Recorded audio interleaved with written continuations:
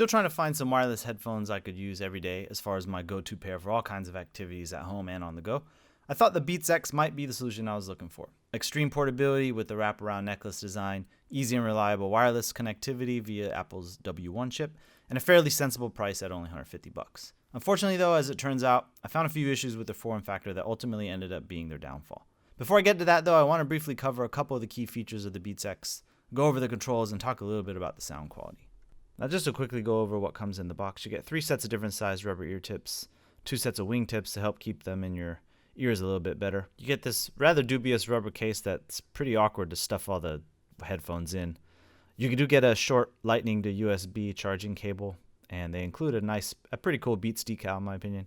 And then you get 3 months of free Apple Music if you wanted, and of course the instruction manual. The W1 chip is the same one that's included in Apple's AirPods, and one of the things it's supposed to do is help improve battery life. Though the BeatsX really only have what seems to me to be below average battery life, rated at only 7 to 8 hours. But the fact that iOS always displays the percentage of battery life remaining is a nice touch. The other nice thing is that the chip allows a feature called Fast Fuel, which is the ability to give you 2 hours of playback time with just a 5-minute charge. More importantly though, the W1 provides simple connectivity across all your different devices, as well as much improved distance versus a typical Bluetooth device. Connecting the headphones to iOS devices is extremely simple. You just power them on near the device, and then you get this pop-up connect card and you're good to go. So just want to show you here how easy it was to kind of switch back and forth between my different Apple devices. I got an iPad, iPhone, and a MacBook Air. And you can just see no matter which device I picked to use the BeatsX as my audio output, it just switched back and forth flawlessly.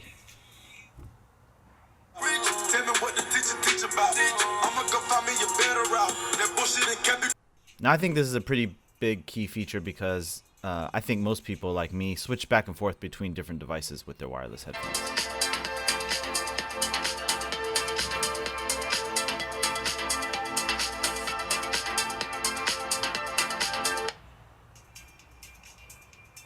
There was also huge range benefits with the BeatsX when connected to an iOS device versus ordinary Bluetooth on my laptop. You can see how far away I'm able to get from the phone when it's connected. I mean, the range is just pretty unbelievable compared to normal Bluetooth. I was able to get pretty much all the way down the street in my neighborhood before I got any kind of dropouts. Finally here it was out of range. So let's compare that range to when I just had the BeatsX connected to my Windows 10 laptop. It doesn't utilize the W1 chip because it's not an Apple device. And you can see the range was way more limited, maybe 100 feet away.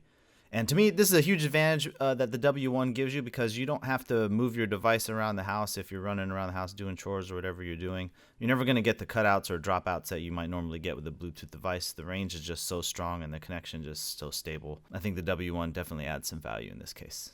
You can see the magnetic ear tips here. It keeps them together around your neck.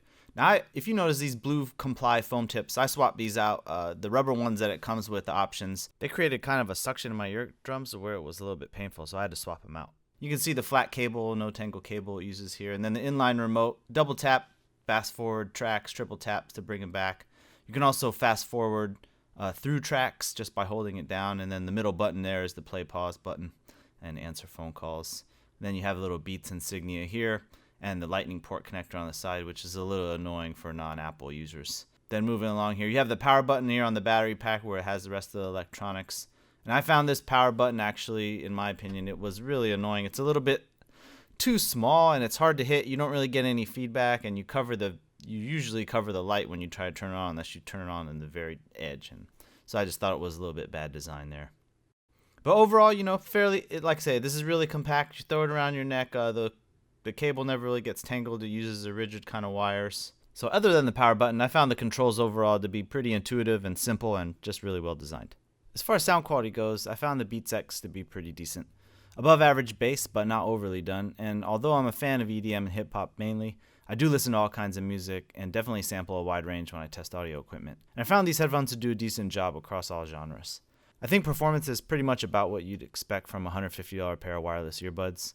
They can play at max volume with only very slight distortion. But if we're being really picky, I'd say the highs were a little bit bright and slightly overblown.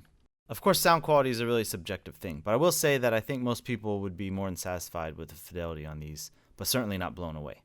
Also, the remote talk capability for these headphones were convenient and performed well, as you can see here from my extensive testing. Does it sound like I'm on a speakerphone or anything? Okay, great. Finally, I just wanted to comment on the BeatsX form factor, which was a main selling point for me. I love the ability to wear them around my neck all day and just be able to pop them in and out of my ears at any time, or jumping in the car to run some errands. It was great to always just have quick access to them around my neck whenever I was out.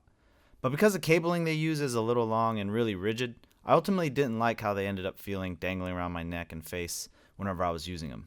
Sometimes the cables would even fold over in a weird way to where it felt like the wire was static clinging to the side of my neck.